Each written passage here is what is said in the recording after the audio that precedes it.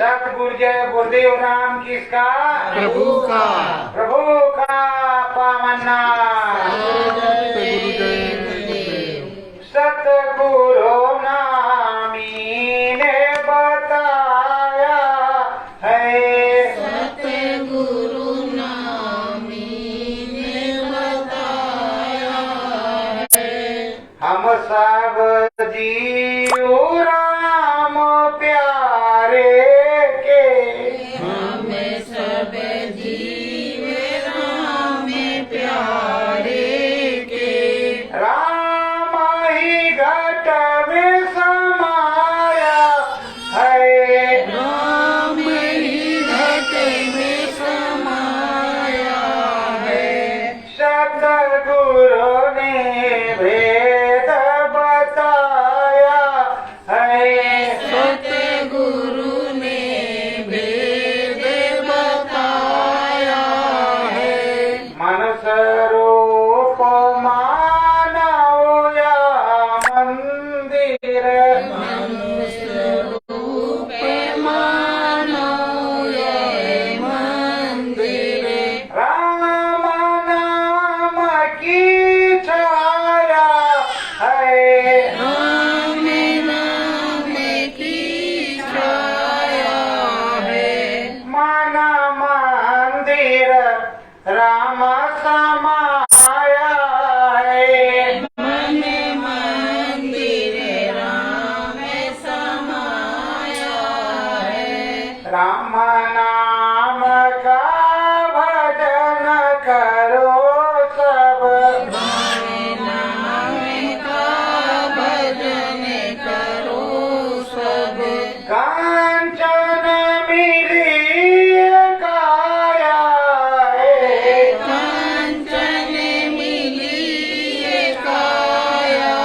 है, मन मंदिर राम समाया है, मन मंदिर राम समाया है, 84 के चक्कर छूटे, 84 के चक्कर छूटे, ब्रह्मलोक में समाया है, ब्रह्मलोक में समाया है, हरि मन मंदिर में आया है, हरि मन मंदिर में आया है, नानी अपना नाम बतावे,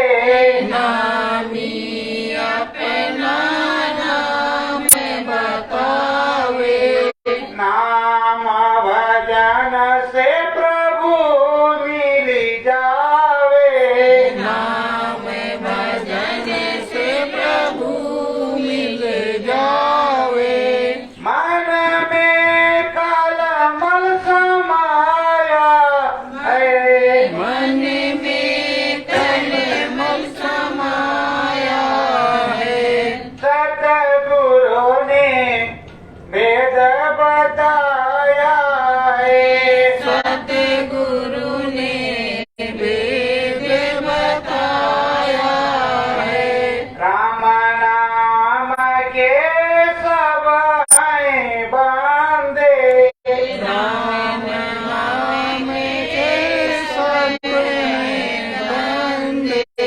पाप पुण्य की साया है, पाप पुण्य की साया है, मन मंदिर राम समाया है, मन मंदिर राम समाया है, सतगुरु प्यारे की चरण वंदना, सतगुरु प्यारे की चरण वंदना, मन चित खोल के गाया है, मन चित खोल के गाया है,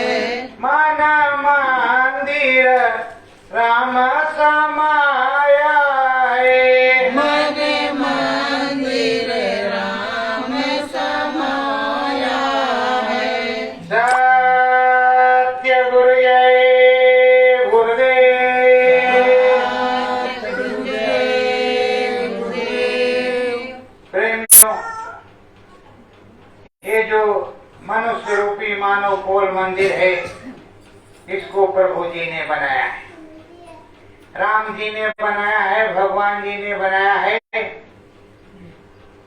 बिना राम जी के, भगवान जी के बनाए ये बनता नहीं है। ये मानोपोल मंदिर भगवान जी ने अपने तरीके का बनाया है,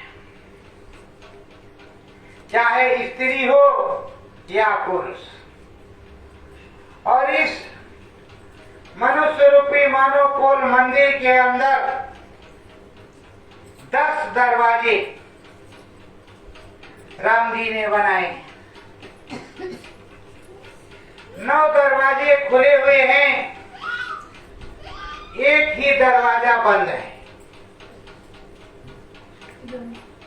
उस दरवाजे को खोलने के लिए समर्थ संत सतगुरु की जरूरत होती है, संत महात्माओं की जरूरत होती है, ब्रह्म ऋषि त्रिकालदर्शी महात्मा की जरूरत होती है, जो नाम को बतलाता है, राम का भेद समझाता है कि राम कहाँ कहाँ है, किस जगह समाया हुआ है, कब मिलेगा कब नहीं मिलेगा।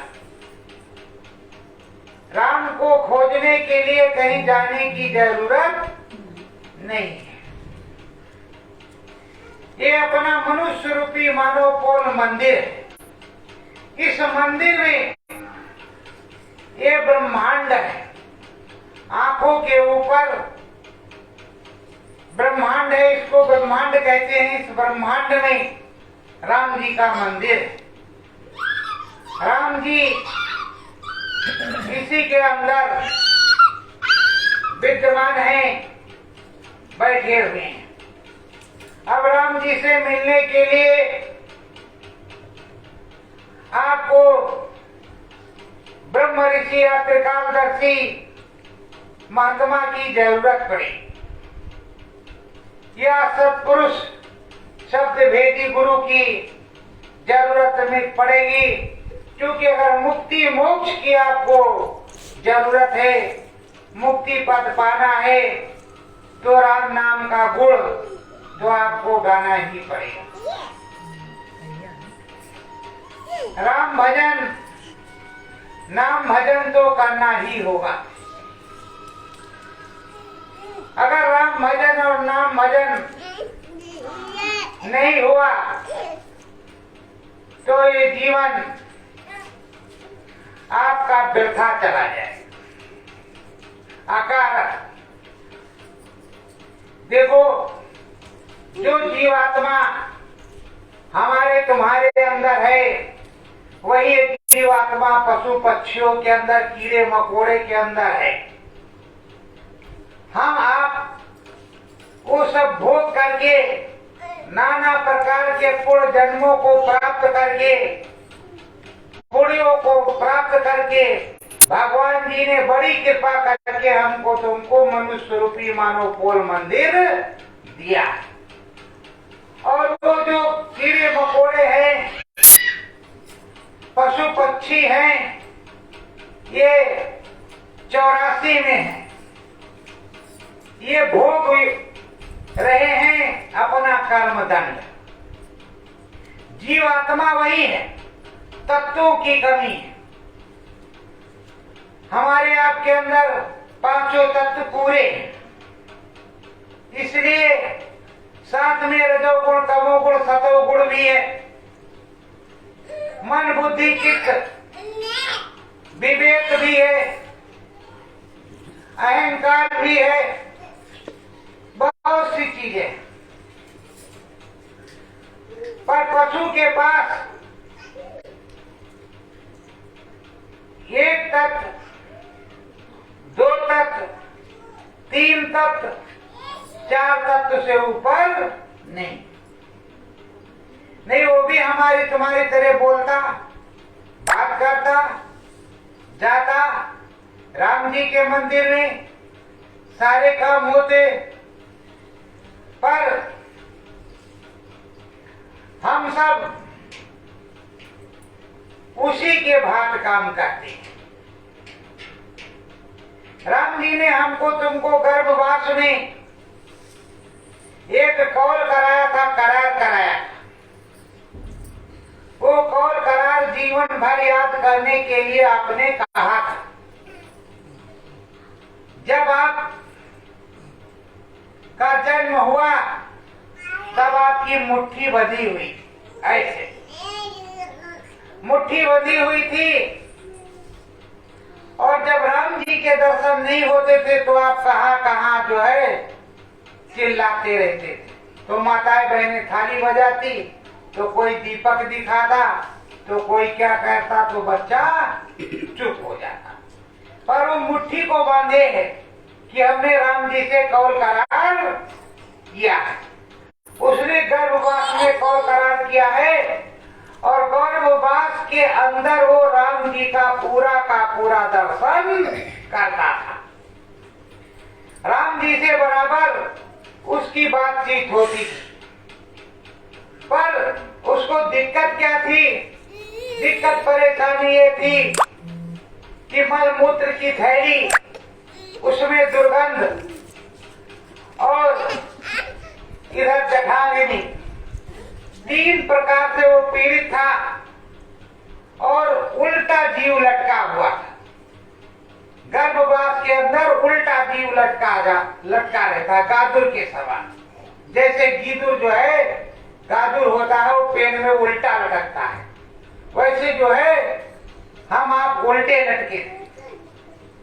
तो प्रभु से प्रार्थना किया कि हे प्रभु दया कर दो, हमको बाहर कर दो, हम तुम्हारा सदैव भजन करेंगे जब तक हम पृथ्वी लोक पर रहेंगे।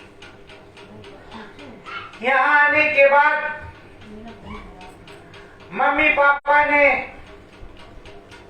तेल रुकवा लगाया, दूध पिलाया, शहद चटाया, धीरे धीरे थाली बजाते रहे, मम्मी पापा को देखते रहे। कुछ दिन के बाद में और बोझा आ गया, केजी नर्सरी में नाम लिख गया, बस्ता जो है पीठ पे लद गया और स्कूल जाने लगी। धीरे धीरे पोस्ट ग्रेजुएट या ग्रेजुएट हुए, नौकरी मिली या नौकरी नहीं मिली, बिजनेस मिला, शादी हो गई और लग गए अपने कर्म से, राम का नाम नहीं लिया। वो जो कौल करार किया था उस काम को नहीं किया। धीरे धीरे बुढ़ापी आने लगी तो श्रीमद् भागवत बैठी या सत्यनारायण की कथा हुई तो पंडित जी महाराज घर में आए तो उन्होंने बताया कि देखो भाई, तुमको ये मनुष्य रूपी मानव पोल मंदिर मिला था भगवान के भजन करने के लिए, प्रभु के भजन करने के लिए, लेकिन तुमने तो सारा जीवन ऐसे गंवा दिया, खत्म कर दिया। और तुमको जीवन ये दिया गया था गृहस्थ आश्रम में, जंगल में नहीं, गृहस्थ आश्रम में, जहाँ अपने बीवी बच्चे हो, माता पिता हो, खुद की कमाई हो, किसी दूसरे के आगे हाथ ना फैलाना पड़े। जब खुद कमाओगे, खुद खाओगे तो मेहनत का होगा। माता पिता की सेवा करोगे तो चारों धाम हो जाएंगे। बीवी बच्चों की सेवा करोगे तो पृथ्वी का ऋण चुक जाएगा, सारा तुम्हारा काम हो जाएगा। और सुबह और शाम, जब सुबह उठे, चारपाई से नित्य क्रिया से निवृत्त हुए तो 1 घंटा प्रभु का भजन सच्चे मन से, 1 घंटा सोने के वक्त शाम को करना। 24 घंटे में 2 घंटा, कहते 1 घड़ी आधी घड़ी, आधी में पुण्याद गोस्वामी संगत साध की, कटे कोट अपराध। तो 1 घड़ी 22.5 मिनट की होती है, तुम्हें 1 घंटा करना था, पर तुमने 22.5 मिनट भी नहीं किया। जल्दी से अगर नहाया तो नहाने के बाद गमछा लपेटा, सर पे कपड़ा भी नहीं डाला, और भगवान जी का जो घर में मंदिर बनाए हैं, फौरन धूप बत्ती अगरबत्ती लगा, घंटी बजा, हे भगवान जी आप भी जा रहे हैं, आज अच्छा से करारे नोट मिल जाए और जल्दी से वापस आ जाए। तो प्रेमियों, ये भजन नहीं होता और ये न भगवान की कोई प्रार्थना होती है।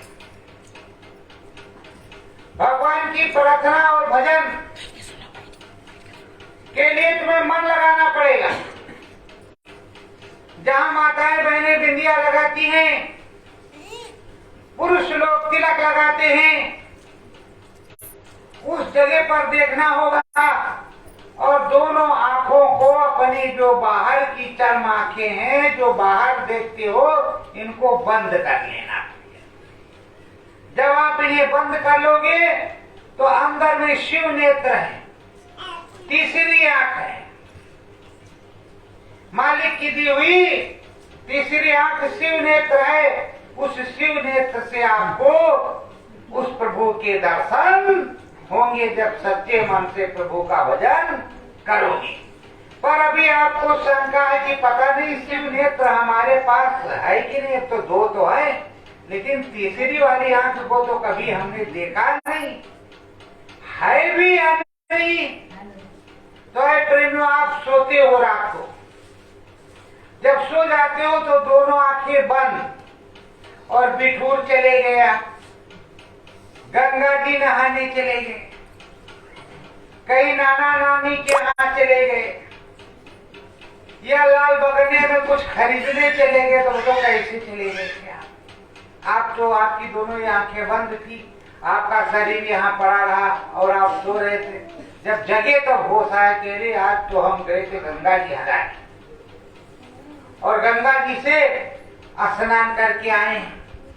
तो तुम्हारा जीव गया था कि नहीं गया था?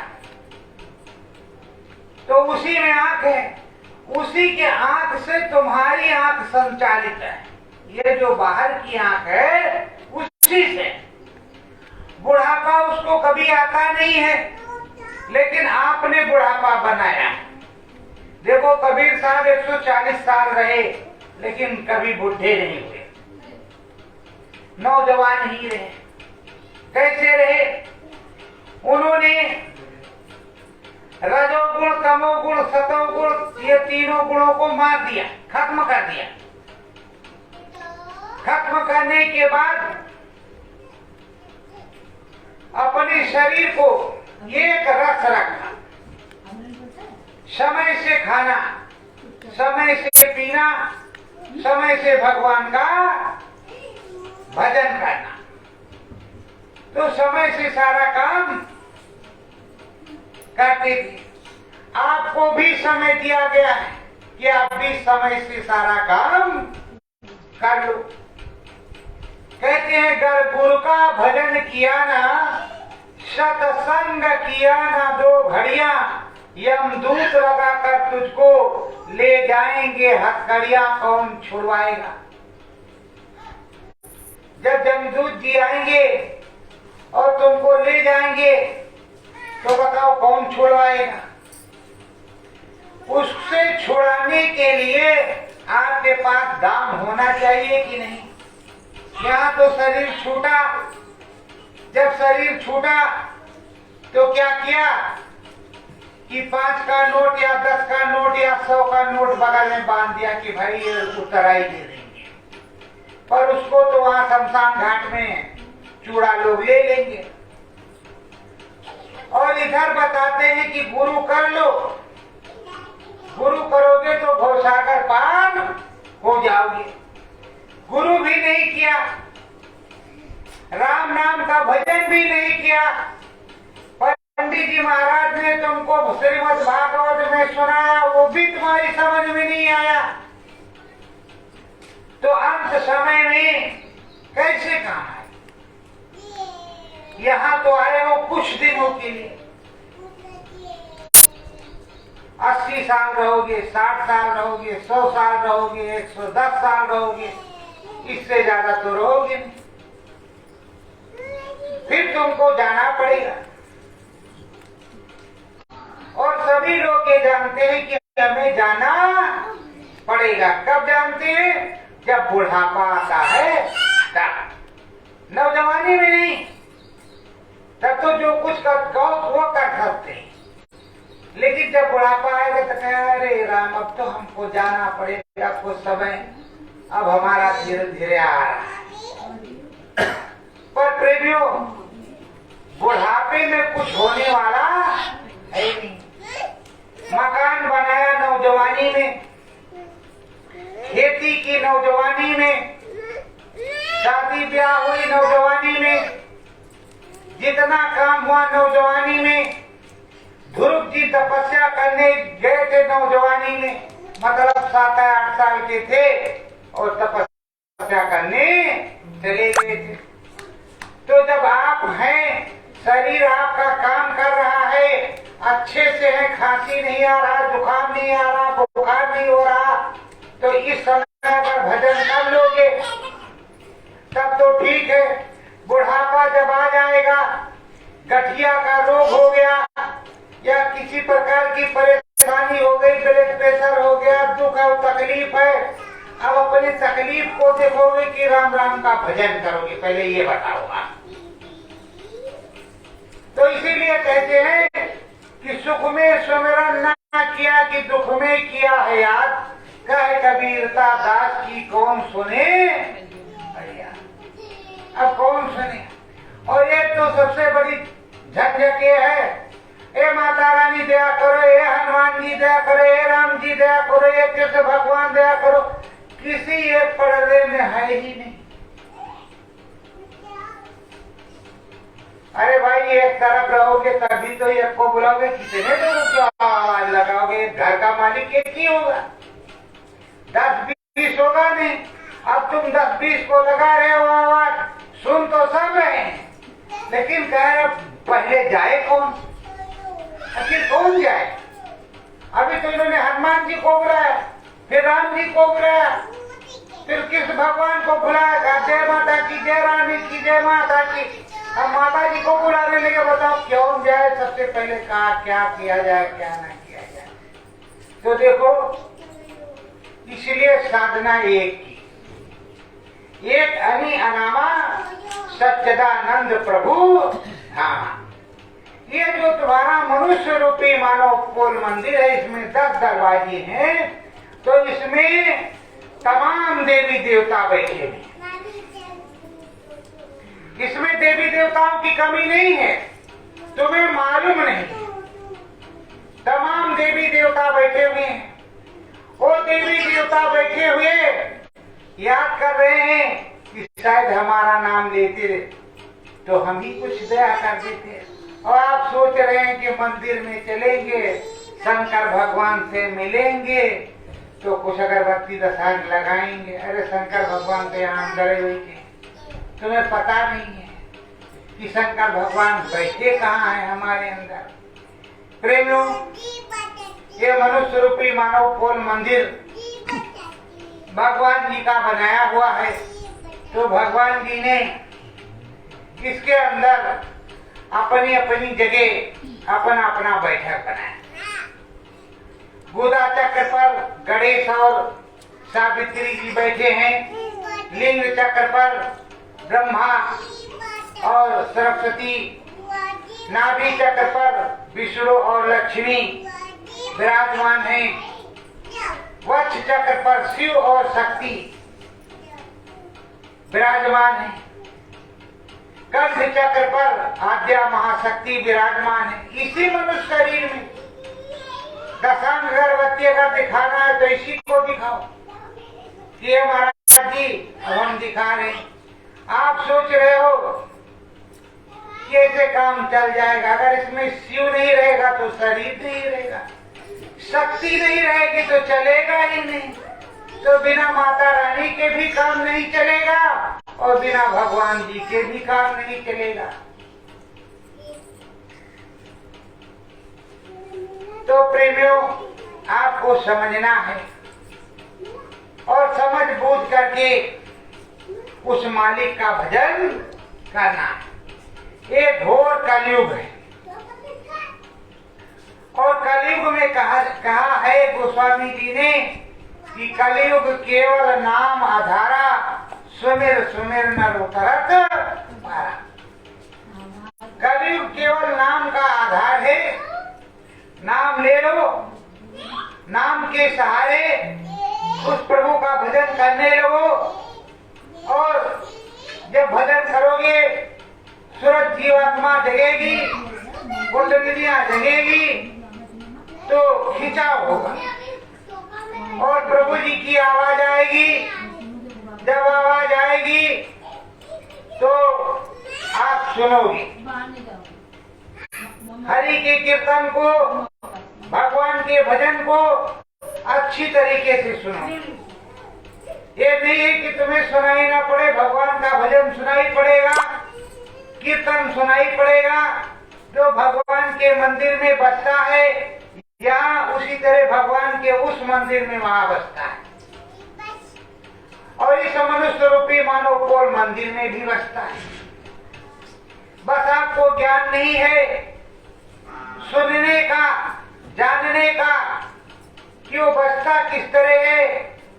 अरे भाई, मीरा ने तो कलयुग में ही सब कुछ पाया है, कलयुग में पाया, और कलयुग में माधव की भक्ति की, और भक्ति में परमानंद सुख प्राप्त किया। तो परमानंद सुख प्राप्त किया इस भक्ति में, कलयुग में तो कुछ किया होगा, तब तो उनका नाम हुआ होगा। उनको विष पिला दिया गया,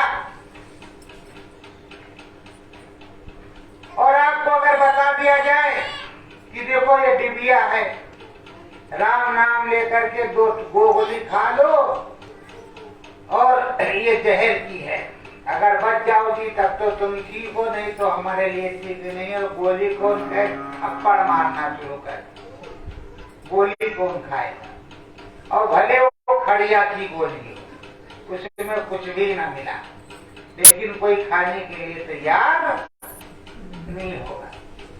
तो परीक्षाएं होती हैं प्रभु के दरबार में, और इस कलयुग में बहुत कुछ हुआ। गोस्वामी जी आए, उन्होंने रामायण लिखी, राम जी को प्रकट किया, हनुमान जी से मदद मांगी, और घर घर में रामायण पढ़ी जाती। पर गोस्वामी जी ने उसमें खोल करके लिखा कि हमको भगवान जी किस प्रकार से प्राप्त हुए, ये रामायण में लिखा हुआ।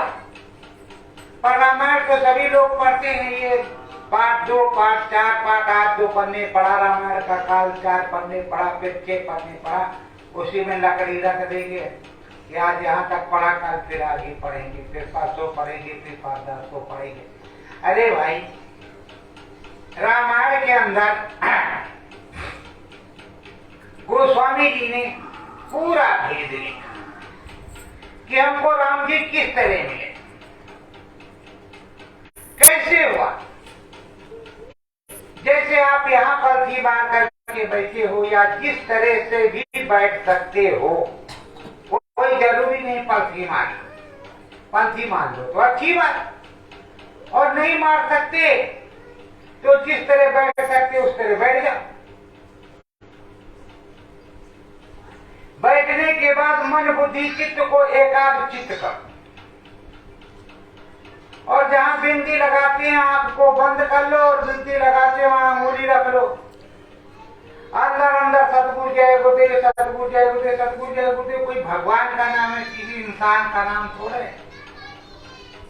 राम के 1000 नाम, लाख नाम, कृष्ण के, हरि के अनंत नाम। उस अनंत नाम में से एक सतगुरु। सतगुरु कौन होता है? जो सत्य का भेद बताने वाला हो, सत्य का भेदी हो, सत्य का भेद का स्तंभ हो, उसको सतगुरु कहते हैं। और गुरु उसको कहते हैं जो ज्ञान को बांटता हो, ज्ञान रूपी प्रकाश को फैलाता हो, उसको गुरु कहते हैं। सतगुरु उसे कहते हैं। जैसे मीरा थी, तो मीरा को सतगुरु मिले। जब सतगुरु मिल गए मीरा को, तब उसको ज्ञान हुआ। तब वो कहती थी कि गगन बिच घुंघरू बाजे मोरी गोइया, वही गगन एक बालक नाचे, वही लगे मेरो सैया, गगन बिच घुंघरू बाजे मोरी गोइया। तो गगन में, ऊपर में, वहां आकाश के ऊपर नहीं, यही गगन है। जब इसमें आंख बंद करके एक मगन रस हो गए, अभी टीवी रामायण ये सब देखते हो, जब ध्यान लगाते हैं तो आपको देखते हो कि कुंडलियां जागृत हो रही, यहाँ जो स्टीव नेत्र खुल रहा है। वो दिखाते भी है नकल, लेकिन वास्तव में वही असल है।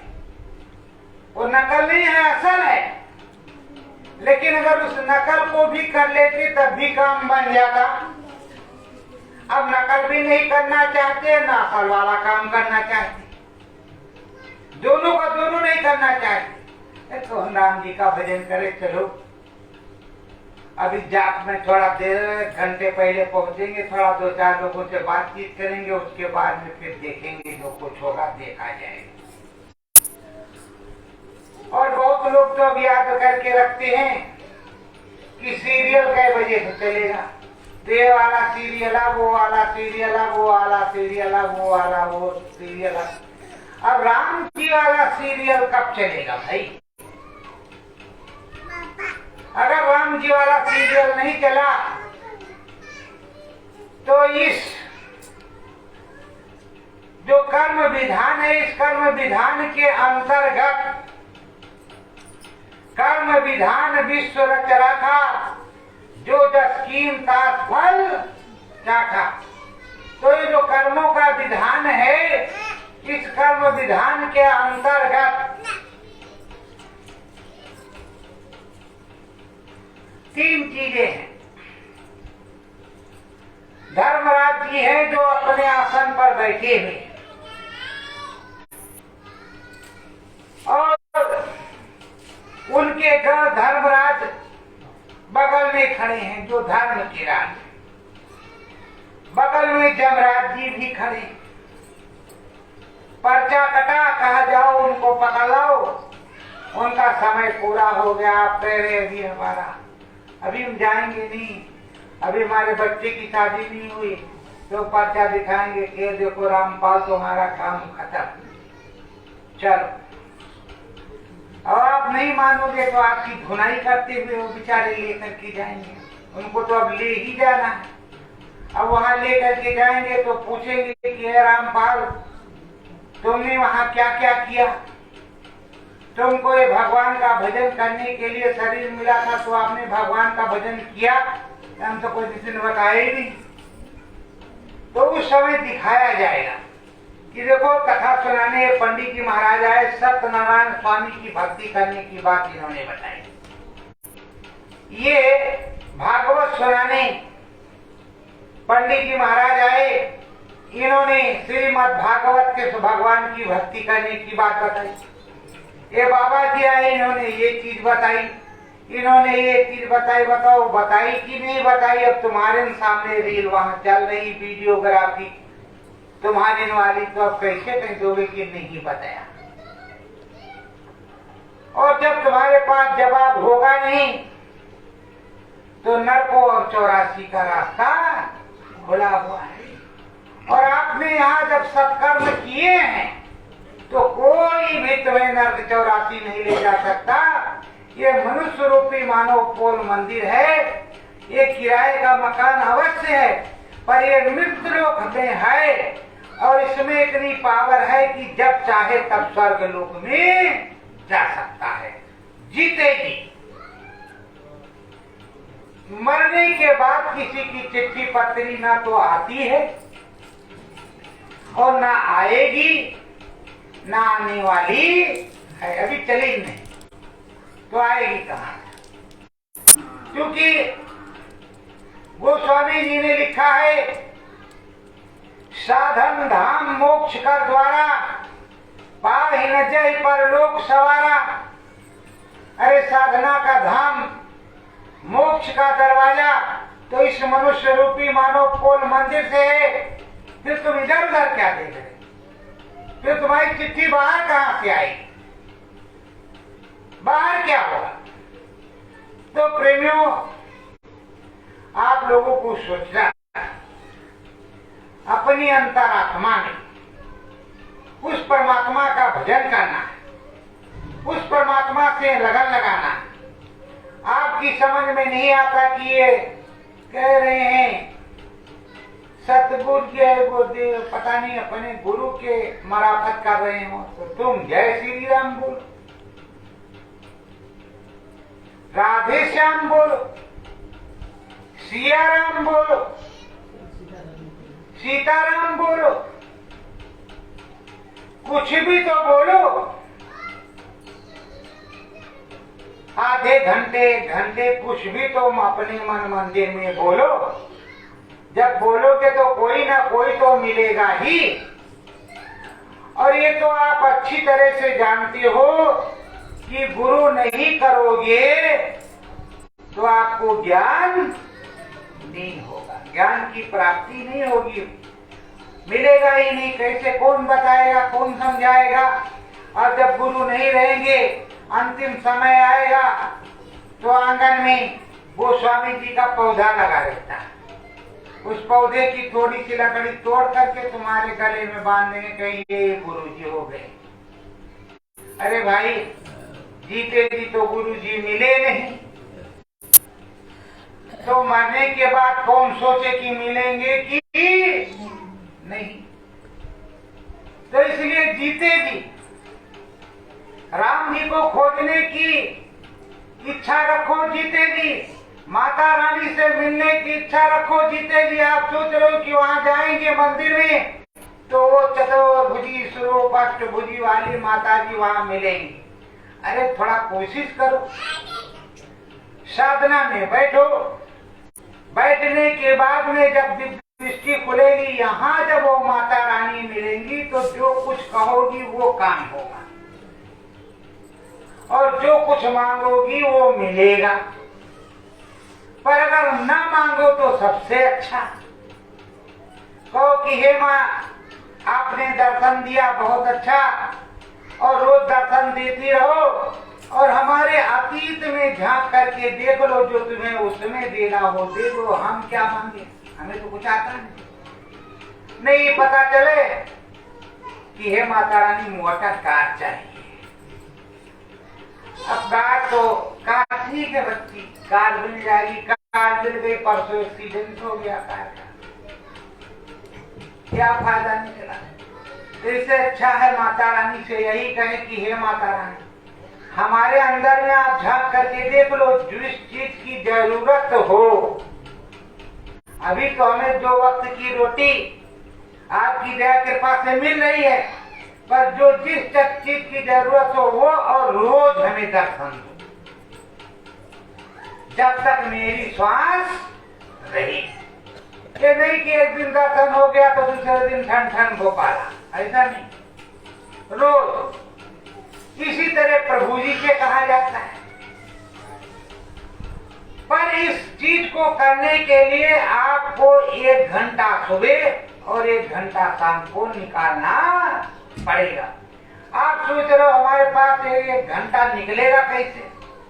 अरे भाई, जब आप खाओ, खा पी करके दक्ष हो जाओ, अब तुमको सोना है कि चद्दर ओढ़ करके सोएंगे, उस समय आप शुरू कर दो सतगुरु जय गुरुदेव, सतगुरु जय गुरुदेव, सतगुरु जय गुरुदेव, जय सिया राम, जय सिया राम, जय, शुरू कर दो।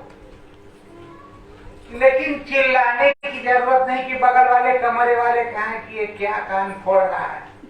अपने मन मंदिर में, अपने मन के अंदर आंख बंद कर लो और अपने मन के अंदर में सतगुरु जय गुरुदेव, सतगुरु जय गुरुदेव, सतगुरु जय गुरुदेव, सतगुरु जय गुरुदेव। और नहीं समझ में आता है तो बिंदी जहाँ लगाए तिलक जहाँ वहाँ अंगुली रख लो और बोलने लगो।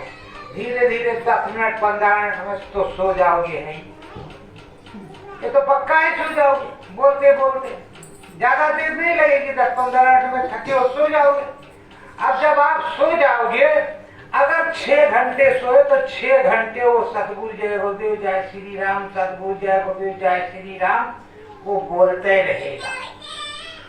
तो क्या 6 घंटे आप भजन कर सकते हैं? और उस तरह वो सोते सोते 6 घंटे तक सतगुरु जय गुरुदेव, सतगुरु जय गुरुदेव का भजन तुम्हारा मन करता रहेगा और वो भगवान के चरणों में जोड़ता रहेगा। तो कितना बड़ा भजन हो जाएगा धीरे धीरे से।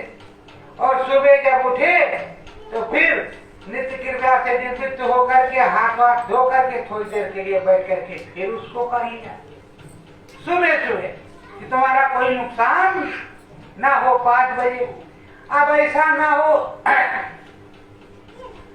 कि आपकी शादी हो करके आई है, सासू अम्मा ने ज्यादा दहेज ले लिया है, तो जब 7 बजा तो बहू रानी दरवाजा खटखटाया, चाय का प्याला लेकर के गई तो आप उठी, तब तो नहीं होगा। दहेज माने कुछ होता नहीं है। जहां तक हो सके पर स्वार्थ, अपना कोई स्वार्थ मत रखो, दूसरे का स्वार्थ मतलब दूसरे की सेवा कर दो, अपना करवाने की इच्छा मत रखो कि हमें करना करे। हे राम जी, हे प्रभु जी दया करो, हाथ पैर चलता रहो, चलते चलते हम भी चलते बने।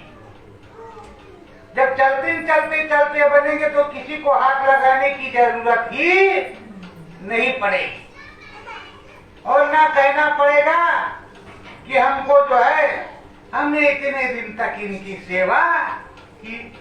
तो राम जी से ऐसी वंदना, ऐसी आराधना, ऐसी प्रार्थना करती।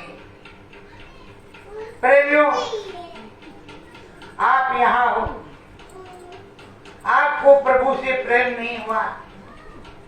द्वापर में जब छोटे से नटखट नंद गोपाल थे, कृष्ण भगवान तभी गोपियों को उनसे प्रेम हो गया। उसको दही खिलाती, फिर नाच नचवाती, फिर तरह तरह की चीजें, फिर बांसुरी बजवाती, तो क्या क्या करवाती, तो उनको उसमें आनंद आने लगा, प्रेम आने लगा। और वो तो माखन चोर, उनको लीला करनी ही थी, वो करते रहे।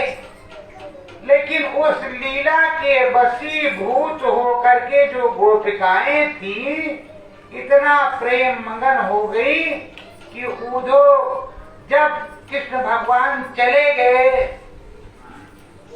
यहाँ नंदगांव को छोड़ करके, गोकुल को छोड़ करके मथुरा, तो बेचारी पागल थी। उसके बाद में पढ़ने के बाद में द्वारिका, तो जब कोई जाता तो कहता देखो तुमको कृष्ण भगवान ने कहा है कि बैठ करके भजन करना, तो मैं मिलूंगा। तो उससे कहते हैं रास्ता पकड़ ले, मुझको तो वही कृष्ण चाहिए माखन चोर, दुनिया दारी से मुझको कोई मतलब नहीं। सेवरी के गुरु मतंग ऋषि, उन्होंने अंदर में ध्यान लगाया तो देखा कि राम जी इसी रास्ते अपनी भार्या को खोजते हुए आएंगे और हमारे आश्रम पर रुकेंगे। तो जो उनकी शिष्या थी सेवरी से कहा कि ये बच्ची, तू आश्रम छोड़ करके कहीं जाना मत, एक ना एक दिन राम जी यहाँ आएंगे और तुझको राम जी का दर्शन होगा, जीते जी तुझे मुक्ति मोक्ष मिल जाएगी आश्रम की सेवा कर। प्रेमियों, सेवरी की अवस्था क्या रही होगी जब उसके गुरुजी परलोक सिधारे, और दिखाते हैं रामायण में कि वो बुद्धि हो गई। तब राम जी पधारे। के दर्शन को उसने किया और खूब सेवा की उस भीड़ ने। तब तो बड़ा ही छूत का माहौल था। तो ये बताओ कि बेचारी को जवानी से बुढ़ापा आ गया, तब राम जी मिले, पर मिल गए। अब उसे राम जी ने कहा कि अब तुझको साकेत धाम ही मिलेगा, कोई दूसरी चीज नहीं मिलेगी। पर प्रेमियों, तुम्हें तो बूढ़ा भी नहीं होना है, तुमको तो हम बता रहे नौजवानी में करो। बुढ़ापे में राम राम ऐसे जपना, नौजवानी में उस तरह जपो। अपने मनुष्य रूपी मानव को मंदिर के अंदर जपो। अपने मन मंदिर के अंदर जपोगे तो तुम्हारा काम बनेगा। सुबह सुबह सूर्य भगवान को जल आप चढ़ाते हो ऐसे, और जैसे जल चढ़ाते हो आपकी आंखें बंद हो जाती। जब तक आंख बंद नहीं होगी मन के अंदर शांति नहीं आएगी कि हमने जल चढ़ाया। यही हाल मंदिर में होता है। मंदिर में जैसे चढ़ाते हैं वैसे आंख बंद कर लेते हैं और प्रणाम करते हैं, तब होता है कि हमने भगवान जी को अर्पण किया। और जब तक आंख बंद नहीं होगी तब तक लगेगा नहीं कि हमने इनको कुछ दिया है। तो जब सब आंख बंद करके काम है तो अपने मनुष्य रूपी मानव को मंदिर में बैठ करके अपने घर में कहीं जाने की जरूरत नहीं है कि आप कहीं भाग जाओ। आपको टीका चंदन लगाने की भी जरूरत नहीं है, संसा तोमी भी लेने की जरूरत नहीं है, आपको किसी चीज की जरूरत नहीं है। अपने किचन में बनाओ, उसी में खाओ, अपने धंधा मेहनत ईमानदारी से करो जो भी करते हो, पर शाकाहारी रह करके प्रभु का भजन करो सुबह और शाम, और चाहे तो 8 याम करो, आपकी इच्छा। और जिसने किया है उसी को प्राप्त हुआ है, जिसने नहीं किया उसको कुछ मिला उधार नहीं। अभी आप सोच रहे होंगे कि राम जन्मभूमि बन रही है, राम जी दया कर देते तो हम भी जल्दी से चले जाते अयोध्या जी के दर्शन राम जी के कराते। तो हम भी चाहते कि आप रोज राम जी के यहाँ पहुंच जाओ, दर्शन करके आओ और राम जी की पूरी दया कृपा हो। पर आपके घर में इतना काम फंसा पड़ा है कि शाम होती है तो सोचते हैं अयोध्या जी चलेंगे, राम जी का मंदिर बन रहा है, दर्शन करेंगे। सुबह होती है भूल जाते, काम खत्म है, इतना काम पड़ा, अभी कहाँ रुक जाओ, 10 दिन बाद चलेंगे, फिर 10 दिन बाद चलेंगे। किसी किसी का जीवन उसी में चला जाता है, लेकिन राम जी के दर्शन नहीं होते। और किसी किसी का भाग्य है जो राम जी के दर्शन रोज होते, रोज होते। तो क्या कहा जाए, इसीलिए कहा है बड़े भाग्य मानुष तन पावा, सुर दुर्लभ सत ग्रंथन। ये बड़े भाग्य से मिला। अब आप लोग सोच रहे हो अरे क्या बढ़िया इस समय है, हाथ पैर ठीक है, 14 पॉइंट खून है, मारो जिसको ठोदाओ जमीन के अंदर घुस जाए, क्या कर सकता है हमारा। लेकिन जब समय आता है तो 14 पॉइंट खून तो रहता, लेकिन शरीर में ताकत 1 पैसे, खून उतने हैं, ताकत 1 पैसे की नहीं।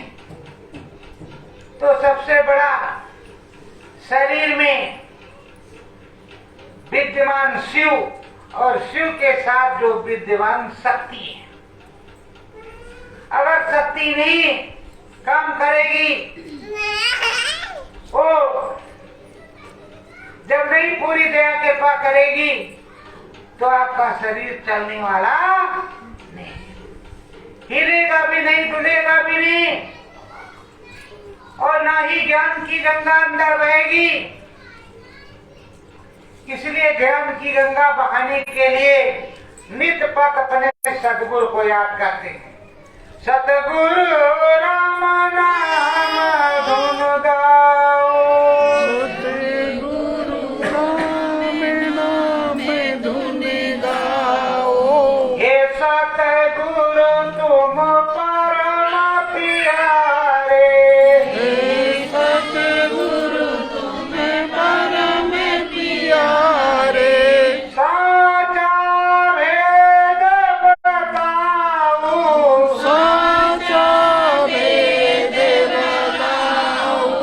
सतगुरु राम नाम धुन गाओ। सतगुरु राम नाम धुन गाओ। राम मिलेंगे सिया मिलेंगी, राम मिलेंगे पिया मिलेंगे। मुक्ति मोर बनाओ, मुक्ति मोर बनाओ। सतगुरु राम नाम धुन गाओ।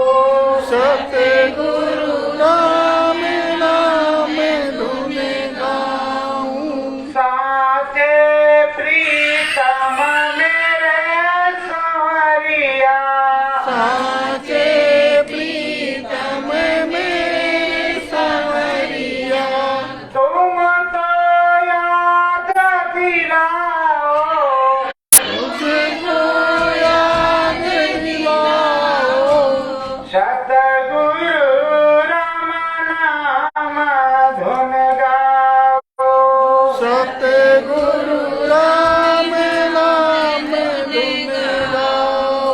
वेद पुराण को हमने सुना है, वेद पुराण को हमने सुना है। जरा तुम धुन को सुनाओ, जरा तुम्हें धुन को सुनाओ।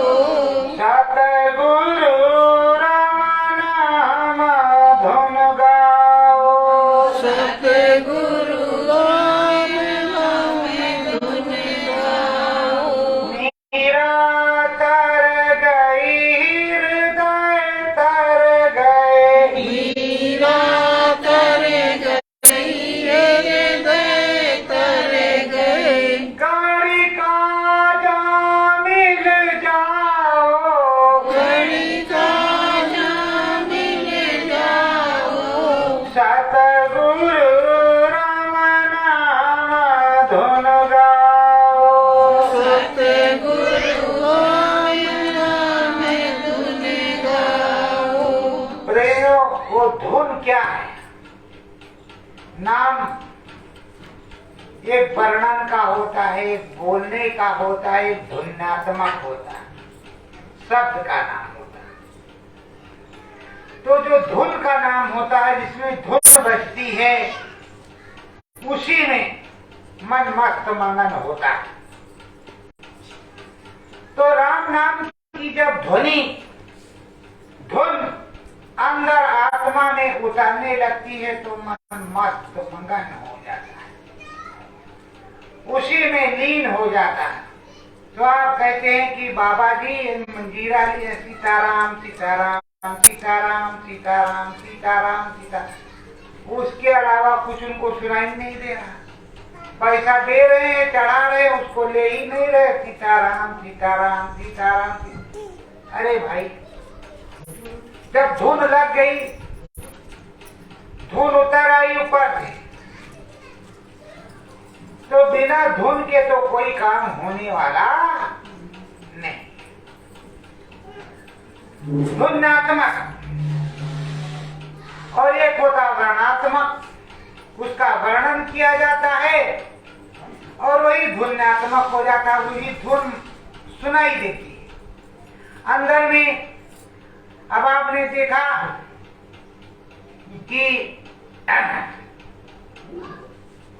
सरस्वती जी के हाथ में वीणा है, तो किसी के हाथ में करतार है, तो किसी के हाथ में गिटार है, तो किसी के हाथ में शंख है, तो कहीं गदा है, तो कहीं चक्र है, तो कहीं ढोल है, तो कहीं नगाड़ा है, कहीं वीणा है। आप देख रहे हैं कि किसी ना किसी के हाथ में कुछ ना कुछ है, वो बना हुआ है। जिन संतों महात्माओं ने देखा कि माता रानी इस तरह की, भगवान जी इस तरह के, तो उसने पहले फोटो बनाए दीवार पर, ऐसे ऐसे शिल्पी को दिखाया कि देख भगवान जी इसी तरह के हैं, मैंने देखा। इनके हाथ में जो वीणा थी अपने आप से बज रही।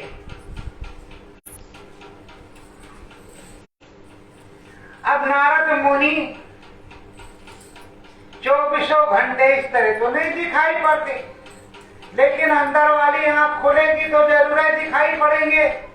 तो करताल लिए भजन नारायण नारायण हरे हरे, कभी स्वर्ग में तो कभी वैकुंठ में, तो कभी शिवपुरी में, तो कभी ब्रह्मपुरी में, तो कभी मृतलोक में चल रहे हैं। ब्रह्म ऋषि हैं, और आप भी ब्रह्म ऋषि हो सकते हो, ब्रह्म ज्ञान आपको प्राप्त हो सकता है। आप समझते हो कि हमें लग जाएंगे 6 महीने, 10-5 साल हो सकता है, उम्र गुजर जाए, आप चाहो तो 15 दिन के अंदर में ब्रह्म ज्ञान प्राप्त हो सकता है। ब्रह्म ज्ञान प्राप्त हो जाएगा। रामायण आपको खोलने की जरूरत नहीं, अपने आप से तुम पढ़ोगे, क्योंकि वो तो इसी में है, इसी ब्रह्मांड के अंदर वो फिट है। राम जी की सारी चीजें और राम जी की कथाएं, बोलने वाले भी राम जी ही हो जाएंगे, गुरु जी हो जाएंगे। तो जब गुरु जी बोलने लगेंगे, राम जी बोलने लगेंगे, तो तुमको क्या दिक्कत है? जो बोलेंगे तो बोलो, जो बताएंगे वो आप सुनो। तो प्रेमियों, आप सब लोग का जीवन धीरे धीरे धीरे धीरे रोज, आप सोच रहे हो जिंदगी बढ़ रही, ये अब नौजवान हो रहे हैं। जिस दिन से बच्चा पैदा हुआ है उस दिन से एक एक दिन उसका घट रहा है, बढ़ किसी का नहीं रहा, घट रहा है। क्रियाकलाप बढ़ रही है कि आज ये किया, कल वो किया, परसों क्या, नरसों क्या, वो किया, वो क्या, ये क्या, ये हो रहा है। लेकिन उसका एक एक दिन रोज खत्म हो रहा है, घट रहा है। वो उसका चक्र काल चक्र की तरफ घूम रहा है। तो आपको सोचना चाहिए कि हमारा जब एक एक दिन कम पड़ रहा है, तो हम उस दिन का इंतजार करें जिस दिन प्रभु जी के यहाँ जाएं, तो भव सागर में पार हो जाए, उतराई हमारे पास हो। ऐसा ना हो कि उतारने वाले को हम उतराई ना दे सके, उसके लिए उतराई हो। उतराई राम नाम की लगती है, प्रभु नाम की लगती है, नाम भजन की लगती है, रुपए पैसे की नहीं लगती। जो आप नाम भजन किए रहोगे, जो पुण्य किए रहोगे, उसी पुण्य और नाम भजन की उतराई लगेगी। जब पुण्य और नाम भजन की उतराई लगेगी तो रुपया पैसा तुम्हारा कहाँ से काम आएगा? ये सारी जड़ वस्तुएं, चेतन यहाँ सिर्फ जीवात्मा है और बाकी सारी चीजें जड़ है। और जड़ के पीछे ही लोग भागते हैं, चेतन के पीछे कोई भागता नहीं। सोना मिल जाए, कितना मिल जाए, 10 किलो मिल जाता, नहीं ज्यादा मिल जाता तो ज्यादा अच्छा है। क्या? जड़ एक धातु है, चांदी एक धातु है, पर निरंतर लोग इसी सब चीजों के पीछे रुपए के पैसे के लिए वो अरे इतना करो, शाही इतना दीजिए जामे कटुम समाए, मैं भी भूखा ना रहूं साध न भूखा जाए। मुझे उतना ही मिले जितने में हमारा काम चल जाए, बन जाए और राम जी की भक्ति हो जाए। पर आप सोच रहे हो कि एक मंजिल बनी है, दूसरे की व्यवस्था हो जाती, बन जाती तो बिटौआ ब्याह से करके खूब धूमधाम से और अच्छा खासा दहेज मिलता। अरे भाई, अपनी कमाई में, अपनी कमाई में जो कुछ तुम कमाओगे, जो कुछ तुमको राम जी देंगे, वो तुम्हारा होगा। किसी दूसरे के देने से तुम भगवान या धनवान नहीं हो जाओगे। अगर कुछ कोई देता है तो कितना देगा, कितने दिन के लिए खाओगे? कमाना तो तुम्हें ही पड़ेगा।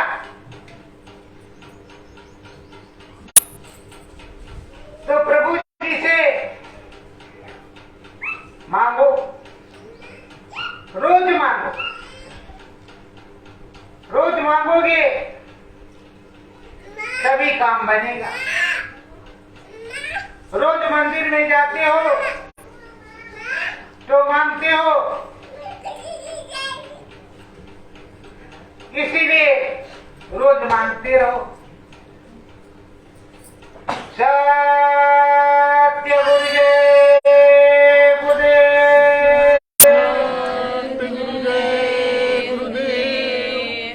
गुरु बिना ज्ञान न होए भाई, गुरु बिन ज्ञान न होए भाई, बिना ज्ञान के दान न होवे, बिना ज्ञान के दान न होए, नर है पशु कहाई, नर है पशु कहाई, सतगुरु ज्ञान बढ़ाए भाई, सतगुरु ज्ञान बढ़ाए भाई, सप्त श्री